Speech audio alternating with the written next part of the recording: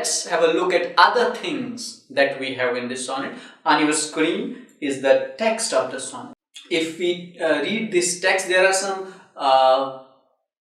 rhetoric devices or some figure of speeches that you can find. For example, if you read the third verse of first quatrain, and Sidons have with sighs and sorrows fed. Now here we have an example of alliteration where Sidons, sighs and sorrows, these three verses, they produce consonant sound. This is known as the alliteration. And also if you read the second verse of first quatrain of the inward bale of my love pined heart, here we have E being omitted from the word the in order to maintain the number of syllables. Now this is known as syncope. If you read the second quatrain of the sonnet, in the last two lines of the second quatrain read, and seek some succor both to ease my smart and also to sustain thyself with food. Here you will find that the poet has repeated and at the beginning of two successive verses.